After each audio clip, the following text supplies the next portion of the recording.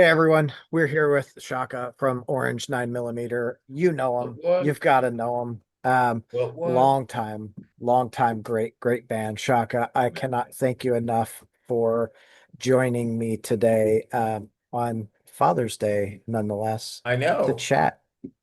The daddy, The- you know, yeah, really how down for the awesome. really man daddy.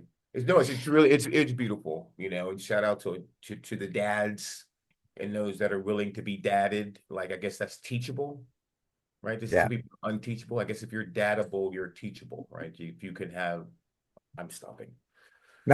it's okay. You got to be teachable, right? Like that's Yes, part of life. Life is ever learning, which is that's the beautiful thing about it. 100%. So my first question is Orange 9 millimeter is coming back, and you Mhm. have one of my favorite drummers, Chris Enriquez. What Chris a Enriquez. I know that guy. what a first, what a great dude he is. Um, Yes, wonderful gentleman, very enthusiastic about music.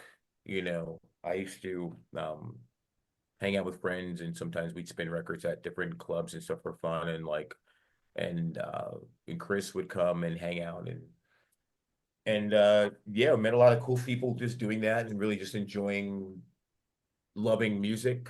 uh and that we were spending, it was like, hip hop and 80s mashups and stuff, and like punk stuff, and it was fun. And Chris would come and hang out, and then he ended up playing with me and Gavin in Bern for a little bit, which was very cool. He played the Tompkins Square Park show. Shout out to Cousin Joe. One of those shows that was put on out there, and yeah, just wonderful guy. Very a music lover. That's what I wanted to say. A music lover. 100%. He absolutely is. I think that's what connected he and I. Yes. Of course, I didn't meet him until I guess I when did I meet him? Probably 2017 or 2018. First time I saw him was 2016, his first tour with Spotlights, who I Right. absolutely adore. Very cool. Yeah. Um, so the the biggest question I have, and I'm super thankful that Orange 9 millimeter is back and playing. That makes me so fucking happy. Me too. What was the catalyst to like get to bring that back and get that going again? Interestingly enough, right before COVID, Chris Trainer and I, who I, co-founded the band with myself and Chris, we were talking about getting back together. And COVID just messed it up, and Davide was going to be a part of it. And we were going to kind of figure out who's going to play drums because Matt's in Puerto Rico. And Matt, who was like one of my dearest friends when he was here, living here, but he's in Puerto Rico and he's not really interested in kind of coming out of that to do. And I think he's doing his thing, and so Chris and I were talking about kind of what kind of sounds we were kind of going for, and what kind of we wanted to hear, and that kind of a thing. And then COVID happened, and it really just kind of threw everything into a tizzy, and kind of deep unfocused people from a lot of things. Um, and then I had still felt the urge to do it. I wanted to play in that sandbox of colors that Orange Nine has available. Um, so I just asked him, I was like, "Yo, T, you feel like playing again?" He's like, "Yeah, fuck yeah." It's just like perfect timing for him. Is like, his kids are kind of old enough that he can, it's Father's Day. Dude's a great father. He actually kind of was like, I can't even do anything. In his mind, he was like, I can't even do anything until my kids are kind of can fend, not fend for themselves, but you know what I mean? Like, Yeah. he's like, yeah, it's a perfect time because my kids are kind of just at that age now where actually I can get away, you know? So T and I got together with, talking. And then I reached out to Chris had asked me a while ago. He said, if you guys do Orange Nine, I definitely want to do it, like reach out. So after I was reached out to Matt first, obviously you want to get Matt, because it's Matt. And if I could, I would rather play with Matt just because it's Matt. But I mean, I'm happy to play with Chris. But if I could have had Matt, I would love Matt. Why not? I love Matt's my Sure. brother. But Chris is the on the very same tier from a friendship standpoint. We've grown closer. and a love perspective, all that. So yeah, so then there's guy Corey that's a friend of Chris's who I had met a couple times. Because we had some bass player ideas, but we're unsure of who would be the best fit. So Chris recommended Corey, and one of the things I liked about some another banders that I had known is that their rhythm section was very close. And so I felt like I thought about my friendships when I'm close with people. We're often very psychic with each other. Like one of my dearest female friends, like we're thinking of each other all the time at the same time or calling, oh yeah, I was fucking thinking about you. Like, and it's real. So I'm thinking, okay, like if they're going to be a rhythm section and they know each other, you're probably not going to get because a band has a lot of aspects to it, right? It has a musical one, it has a social one, it has a business one, right? It has a vision one, right? Yeah. So then how do you kind of staff that? Like you're like Mark Jackson, setting up the Golden State Warriors for Steve Kerr, except you're going to be both coaches, right? You're going to set it up to win, and then you're going to work with it and get it over the finish line. And so I thought that if since Corey and Chris were so close, that I just thought it would just work out, you know. Um, and I believe it has, you know. I think so. Like that, this single turn it up. Holy shit. Yeah, yeah. Like, So wow. it, To me it's like a return to form. yeah, yeah. I think it's the best form, honestly, and I think it sounds great today. It's like it's fucking it's what I want to fucking hear. It's like I can dance to it, I can dunk on somebody, I can skate to it, I can, you know what I mean? Like I can do the shit. I can run to it. Like let's fucking go. Yeah. You know what I mean? Like I told, and this is some personal shit that I'll share. It's fucking funny, but you know what? Fuck it. So I was doing some like my like ghost decibel shit years ago, right? Years ago, like 18, 17, some shit. And so I sent my girlfriend at the time this song. I'm like, oh my God, you check this out, whatever. She was like in school at the time. Like, she's like, I listened to it on my break, right? So she listens to it. She sends me, text me back. I don't, or emails me back. I don't know when I'd listen to this. At the time, I was like, you. I was pissed, but I didn't say anything to her, but I was like secretly pissed. But now Right. I know exactly what she means. When you think about great hardcore songs, you know what you're supposed to do. It's telling you to let that energy flow, or dance song, it's telling you to dance, or a freestyle song is telling you to feel romantic and urban and dance and think about, one night stands and or all night love or whatever the thing is, you know. Rock songs, they tell you kind of, they inform you what you're supposed to fucking do. And I like that turn it up kind of, I mean, figuratively and literally, I guess. And I wasn't thinking that. Tells you what to do, you know. I think the only music that I don't really that I love that doesn't really tell me what to do is Cockney Twins, one of my favorite bands. Actually, they do tell you what to, they tell you to relax and drink, close your eyes. I think just I was thinking because from a language perspective, right? Right. But they tell you exactly what to do, you know. The Sundays tell you exactly what to do. Feel reminiscent. I listened to that first Sundays record every night when I went to sleep for like probably like a year. I was like I would go to sleep to that record. And then that record Blind, which I think is better, the second one, I guess, or something. Huh. You never listen to the Sundays? I can't say that I have.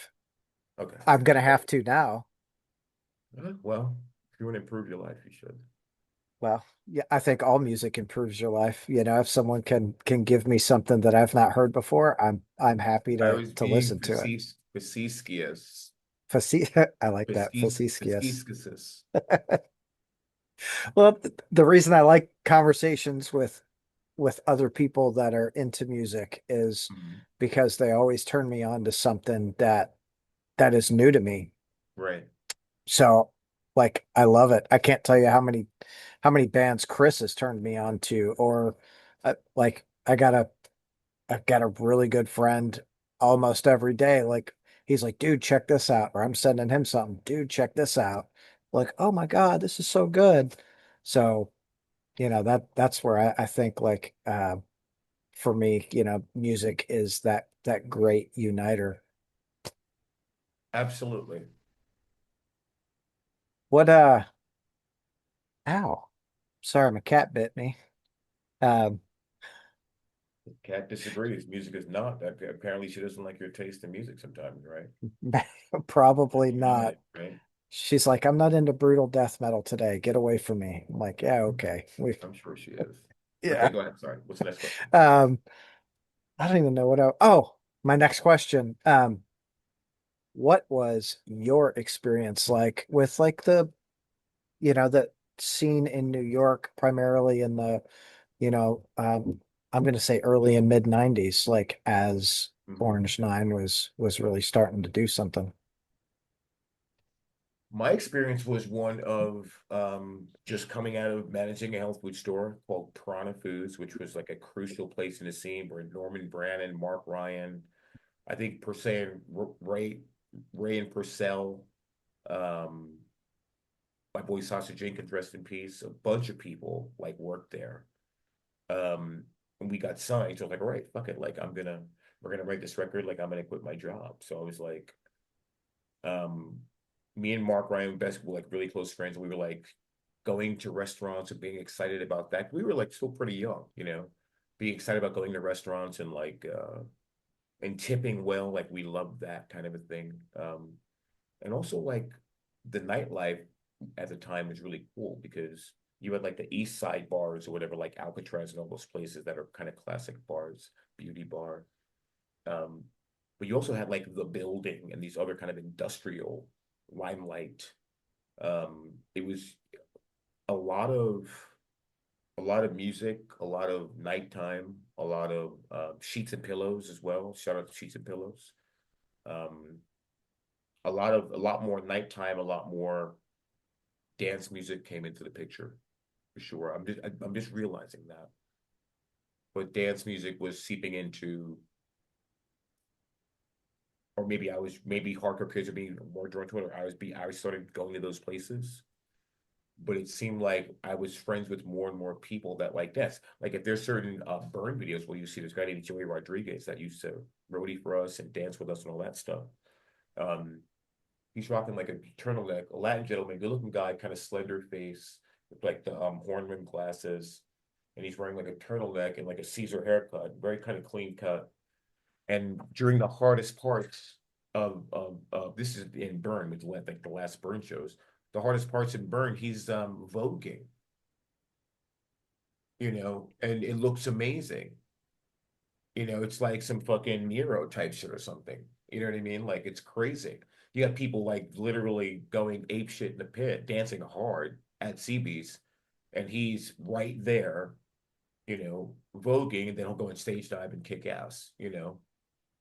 But it was real. I mean, and I think that all those different kind of music seeping in and the nighttime stuff becoming more normal.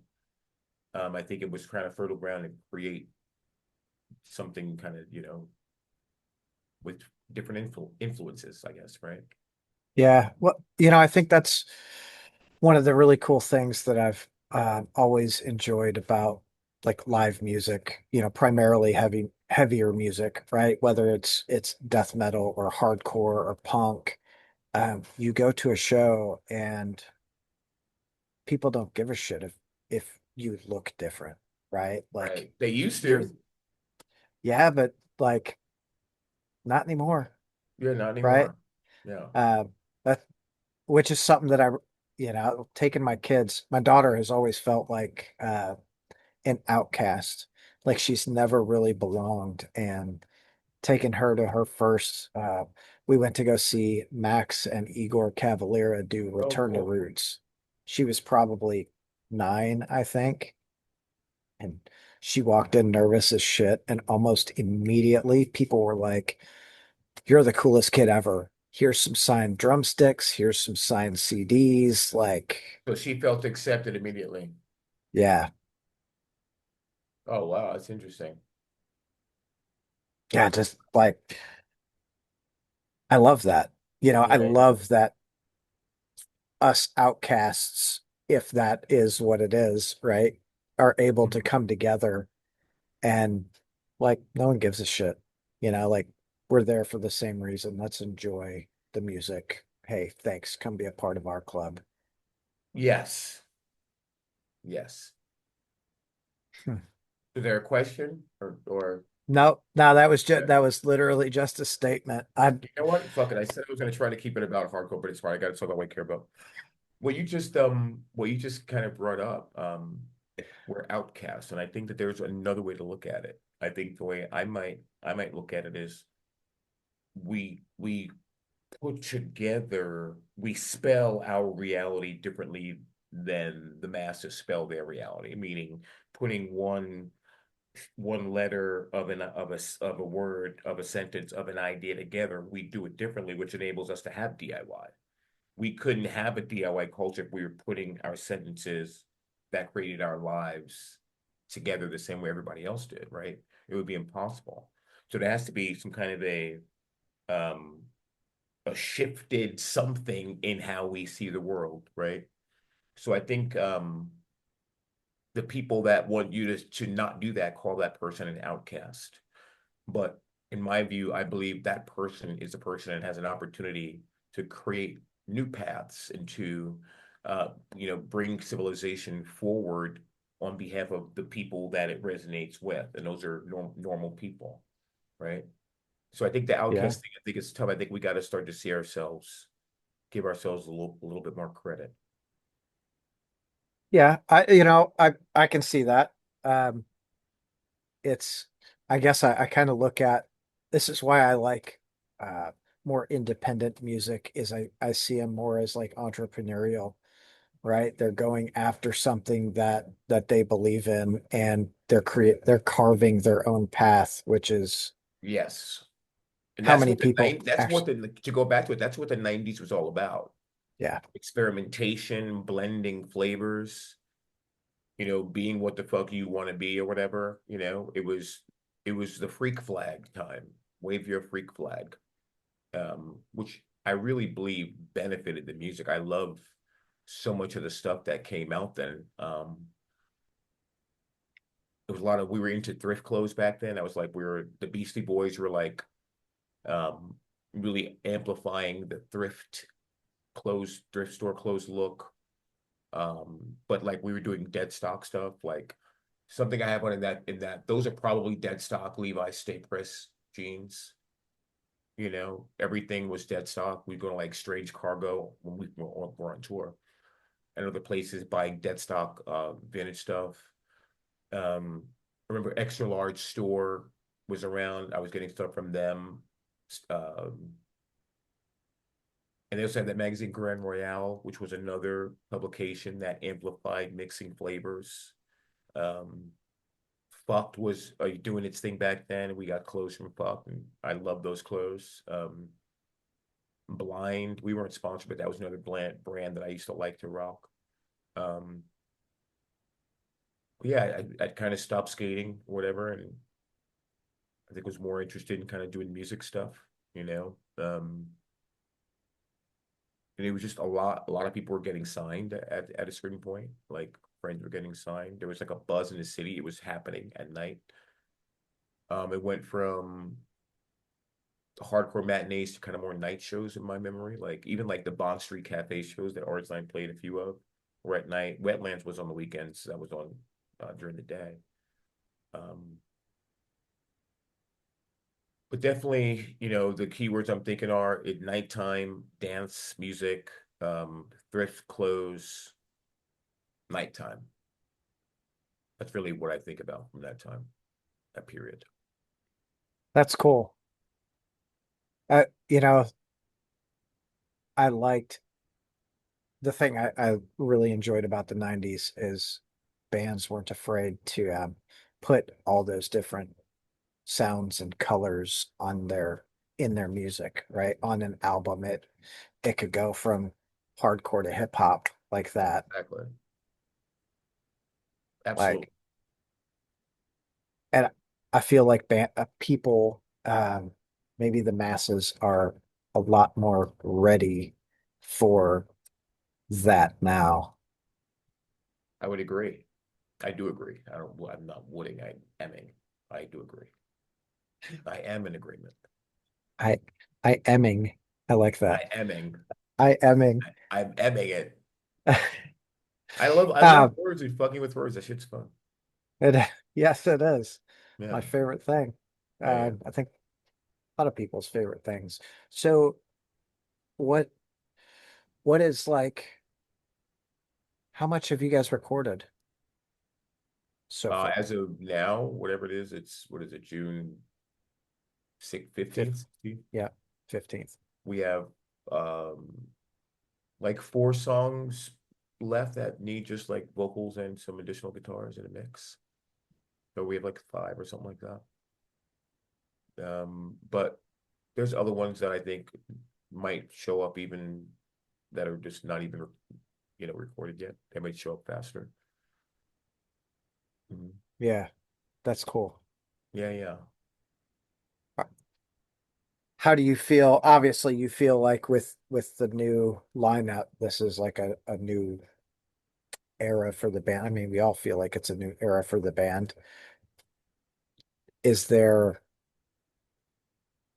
is there like an album that it relates to more, or is this just like just a new thing? That's a great question. And I think for me, the way I look at, like I mentioned earlier, like I wanted to do Orange Nine because of the palette of colors that are available to me. And those are real-time decisions, right? Those aren't decisions based off of what I would have done years ago. It's decisions based around what I will do now, accessing this same kind of palette, whatever. And so I think that the influences is that the information in is all in, that all that input is there for us to create new music and allow people to feel friendly with it because they know the flavor of it. And we know the flavor of it. Um, but I think for me it's always got to be as new as possible. Everything's got to be new, as lit as the most openness, as much openness as possible within the guidelines. Um, as much focus just on just the now moment and I creating like from that. that perspective and just thinking in that fashion. Yeah.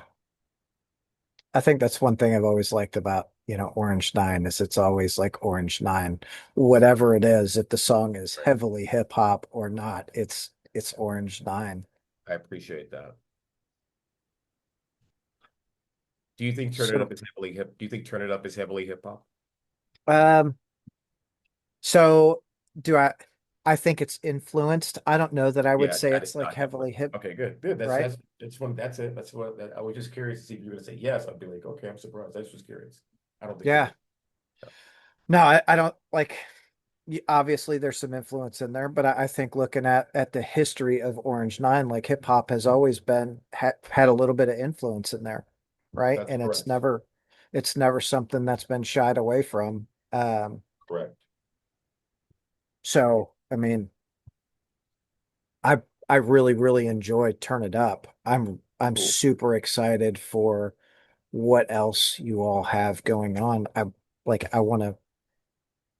I'm a child right now. Like I want to hear it all now. You know what I Nice. mean? Honestly, I want to hear it all now too. So Yeah. yeah. How do you feel like in there creating more Orange Nine stuff? Say again. How do you feel it creating more Orange Nine stuff? What do you mean? How do I feel about it? No, just like when you're in there doing it, how do you feel? Is it just like Oh, I uh just complete? no, I feel complete now. I think that the orange, I feel like it's working, and if I feel like it needs a push in one direction or another, then I'll ask for it. But I want to. It just for me, it just is it working? Like I like Rolling Stones, or think about any band that has like 10 records. There'll be certain records you'll listen to like, yeah, this doesn't sound good right now. Then you'll go to another record. Oh, this record sounds great right now. And then 3 years later, the record that sounded great is not going to sound this. You're going to like the other record for that time period. So it's just a matter of just being aware and seeing what works. You know, like no, I'm not listening and remembering. Like I'm not a whatever that is, romantic listener. Oh, I when I was 12. I don't. That's not going to make me bob my head. So I just Right. listening. So I guess I feel like it's working. And then if I need to push or ask for somebody to get it there, then I'll do that. Huh. That's that. I think that's a really good way to look at it. Obviously, everyone looks at it a little bit differently. There are, for me, there are bands that I would be one of those romantic listeners. Like I remember when I was this, man, that feeling was awesome. Yeah, I Uh, just don't. I love. I mean, I love it that people do it, and there's beauty and joy and chemistry that gets created with it. That I love to feel those feelings from time to time. But I feel like it fucks with my music making to do that. Maybe it's not. yeah, I I don't know. it's got to be doing something within my body. Yeah, that's where the authenticity is, right? Right. Like, Like yeah, that makes sense. you're Yeah. creating what you want to create, something that means something to you, which will, I think any artist says, hopefully translate to listeners. But if not, it's not going to No, I change the mean, yeah, process I of that think creation. if you want to explain it that way, yes, but I think that there is no if not. I mean, there's all there is the process of getting something to work for you. I Yeah, mean, theoretically, we talked about in the world, there's only another 7 billion youths. I mean, it's the same spirit in all of us. We all cry at similar things, laugh at different things, even if we're in different, whatever, political parties or races or whatever, or hate each other. There's certain things that just are, you know. A smile is a smile. Even if the person hates smiling, you're gonna get a reaction, you know. So those are yeah, those primal things. And I think I heard Rick Rubin mention something about what it does um when he works on a song, he wants to get to its primal core, you know. And I really like that. Um, that's something I heard very, very recently, but that I'd like to, I'd like to be, I should be dancing. If all of us are in a room playing music, I should be dancing because and anybody, any four people in a room four children can make people dance if they play the things the right way that don't know anything about music, you know? So we should be, people should know what to do when they hear it. yeah, yeah, I agree with that. Absolutely agree with that. Maybe that's why I feel like music is that great connector. You know, it Yeah. it it brings people together from different political parties, different religions, different And I don't believe in what like politics at all. I think politics is a big fucking scam, it's a you know, I think it's one of the most divisive things that we have. 100%. And I'm not going to get into it because I have very strong opinions on what that looks like. So we'll I Yeah, don't yeah. I give a mean, shit if you're yeah, Republican, yeah. Democrat, I believe if whatever. you think about like suffrage movement, civil rights movement, those were movements. Those weren't votes. You didn't cast your vote for suffrage. You didn't cast your vote for fucking, for civil rights movement until it was the hearts were changed, Yeah. right? It was the hearts, our hearts changed. I think that's for me is what we should try to keep in mind. Our hearts will dictate how we get down with each other. Yeah. I think people need to pay more attention to their heart and not whatever is being fed to them. But 100%. What um what else? what is your favorite like tour memory from your years of playing music? Favorite tour memory. Um, Trying to like see which folder to go into on this one. Ooh, Um, One of my favorite tour memories was we were in we're playing at maybe it was Orlando or Miami. It was Warped Tour, one of the later Warped Tours, maybe like 99 or 98, something like that. We just got off stage, it was hot as fuck out there. And I'm just kind of like walking around or whatever, like chilling by myself, which I'm meat to do. I like to, do my thing. And I see this big hulking gentleman just like standing kind of like near the barricade. There's like no one else there because like it's people had run to the like other stage. And I was like, yeah, what's up, man? Like, what's going on? He's like, yo, you're Chaka. I was like, yeah, what's up? He's like, yo, my name is Hassan. And he just shared that um he had just gotten out of jail and he was, loved Orange Nine. And I was like, yo, that's fucking dope. And I just literally brought his backstage. He hung out with us all night. We had a great time. I forgot about that meeting, in the sense that, yeah, it was great. It happened. Somebody I know reached out and he was like, yo, Chaka, Hassan's looking for you. I was like, what are you talking about? He's like 305 MVP. I was like, what do you mean? And I was like, oh my God. So Hassan, I recognize his face. So I had met this gentleman when he had just gotten out of jail, and now he's turned his life around, and he's like a WWE like ex-champion or whatever it is. So that was pretty great. And he mentioned the kindness that I extended to him as just a guy. To me, he wasn't any famous person. He was just a guy that was out there that just got out of jail, and I said, hey, come hang out, man. You know. So that was That is, that's fucking awesome. yeah, that's really cool. Yeah. God, meeting him at his, I guess essentially he was probably at a low right there, like just Well, got out of compared to where jail. he is now, you better believe it, Hell yeah. you know? Right on. Yeah, yeah. I What? like I love that. I can't get over that. I think that's fucking awesome. I like that most most people that I've run into, like most musicians that I run into, are just there's not an ego, Right. like you see them at a show and you just sit there and chat with them about whatever. Um, Yeah.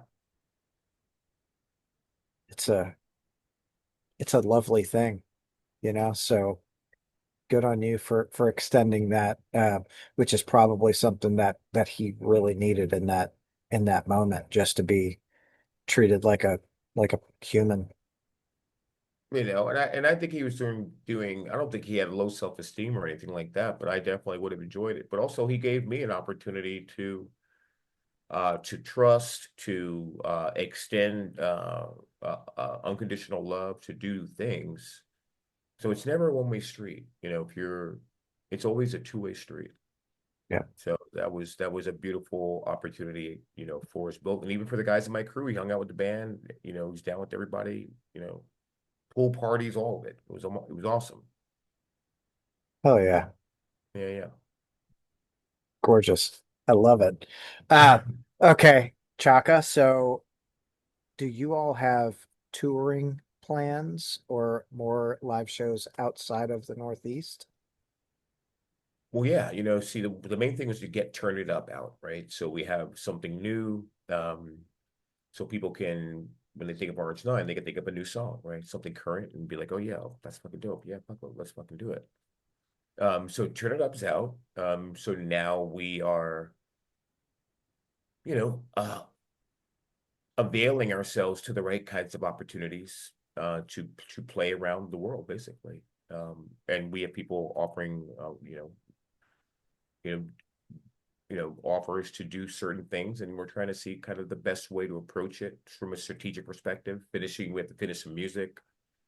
One of the things that you sometimes you can get on the road, and then next thing you know, you're back home, and then everyone's busy for 2 weeks, and you're back on the road, and then you have these songs you never finished, which could have really, helped you to kind of share your message over that summer period or whatever it is. So, finishing this next one of these other songs is going to be pretty high up. So we have, I think, two songs, and we can kind of share, some kind of a 45 or 12-inch EP, with two songs, and for people that want something physical. I mean, I love physical shit. having the record and opening it and touch, like I like that. I want to bring that back because I feel like it's so rewarding. It just kind of brings you, it centers you back within the music too. Like you're not just floating in hyperspace with like AirPods on, like, you're like holding something that is the music. You're listening, you have headphones on, or you're black, and you're touching the record, and it's like connecting the circuit, and it's just doing a way more rewarding, creating a way more rewarding resonance, in my view, of appreciation and listening than just sitting in a park bench, with earbuds on.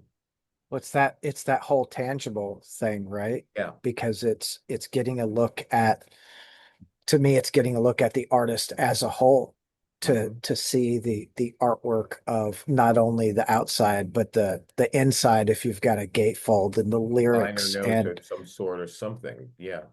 yeah, I mean, we grew up in an era where if you wanted to find new music, you either went to a show or you read the liner notes to find out what this band you liked also. Who do they like exactly? Yeah, yeah, those were the Absolutely. days. I love that. And I'm a big vinyl guy, so the fact that you're like, yeah, put out a 7 inch or whatever. I'm like, oh Probably a yeah, 12 inch because I think it just looks better. yeah, And it probably is going to sound better too. yeah. It's exciting. God, that's exciting. Yeah, yeah, yeah, I'm stoked. I'm excited that you're excited. We're excited. Yeah. I can tell you I am not the only one. I mentioned I was at a garden party the other night with I'm going to go to a with a garden party. That sounds fun. oh, it was great. Like everyone's like, drinking wine or beer or whatever. And my buddy's yard, his partner had laid it out with all of these different like flowers and herbs. Oh, And wow. she like walked us through and was like, this does this and this does that. And we like, just sat there and connected as people, which was really, really cool. Uh, but I told him, I was like, hey, dude, you like Orange 9 millimeter? He goes, shut up. I'm like, I'm serious, man. Like, uh, Chaka is gonna be on my show. And he was like, Like, yeah, oh my God. Like, that's awesome. Fucking awesome. so yeah, I'm really excited. If there is anything that I can do outside of this to help the Mhm. band, I will You happily, know, I happily will do that. I will get with you after this and we'll see. We're thankful to have folks that, are down with the cause. So thank you. Hell yeah. Um, I will happily put a show on with you guys down here in good old Louisville if when you're ready to get out. Louisville, holla. I mean, I'm down to Yeah. play Louisville, you know. Yeah. Fuck yeah. Um, okay. I cannot thank you enough, Chaka, for your time tonight. I have had Okay. such a great time talking with you. Thanks, Tom. I really enjoyed it as well. And I think we talked about music for the most part, right? I think I kept it pretty on the music and not too spirituality. Yeah. Yeah. So if I could say anything to you guys out there, just love your fellow human. Yes. Yes. Very, very simple. And go to a live show. Go support a band that's touring. And, Yes. if a band is coming back together and playing music that you used to like, go support them. If it's just buying their album on iTunes or whatever Just stream it. Stream the record, yeah, whatever it is, share it, right? All those wonderful things. If it's something that you dig, like when there's stuff I like, I talk about it, right? I'm vocal about it. I want people to feel the same way I do, you know, yeah, it's a good thing. me too. I'm gonna uh I'm gonna go listen to the Sundays now because Yes. I need to. Start with Blind, the Okay. Brown record. So good. But you know what? When do you generally listen to softer music? Oh, it's mood. Like, I would wait until that's the time for. Don't play it now. Play it. I mean, you play whatever you want, but I would play it when I'm in the mood for something softer sounding. okay. So it's just so you don't spit it out because you would think you drunk the vodka and thought it was water, right? Yeah. Yeah. God, I can only imagine that'd be terrible. Like, Dude, oh, it's happened water, to all of us, not me. Oh, you never been at a table where you're drinking something, I enjoy, vodka from time to time. I wouldn't normally spit I wouldn't someone wouldn't offer me vodka, I sip it and spit it out. But if I thought it was if I was expecting water, right? So that's what I'm saying about don't listen to it until you want to hear Yeah, something softer. I'm 100% with you. I Okay. I will wait till I want something softer. It's literally going to go in my notes on my phone so I Cool. don't miss out. That's So thank exciting. you. What should I check out? Give me one to check out then. Oh, um, you know, it's hard. Like I right now, what am I listening to a lot of right now? I got to look at my phone and I'll tell you. Um, Actually, I've been listening to Orange Nine for like 3 days. There we go. So that's it. Let's leave it there. Thanks, Tom. Yeah, that's that like that is the reality. I fell in love. Tragic was my introduction to the Oh, band. cool. Okay. And I fell in love with the band with that. Like Oh, the awesome thing. opening track is such, Fire in the Hole. What a Yeah. great like opener, and Yeah. it flows so well together. So that was my introduction. I went back to Driver, Driver whatever you Not mean. Included. Right. Um, and those were the only two albums that I listened to from Orange Nine for I probably listened to both those albums for 10 or 11 years pretty religiously. Wow, that's great. Um, You like Turn It Up. I think you're gonna like the new stuff, you know. Dude, I love if Turn It Up. the I think rest it's of just it so good. is right in line with Turn It Up, like I'm gonna abso-fucking-lutely love it. I promise you, I cannot wait. I'm so excited that there is new Orange Nine music. Yes, me too. Awesome. Well, on Hell that yeah. note, thanks, man. Of No, thank you. I appreciate your time. I know it is the most course, valuable dude. thing that we have. Once it's Yeah. spent, it never comes back. Um, I hope you have a great night. Thanks. You're a dad, right? I am. Yep, getting ready to go have Happy dinner with Father's my. Day once again. Happy Father's Thank Day. you. Okay. I Thanks, appreciate Tom. that. I'll see Have you. a great night. You too. Bye. Thanks. Bye.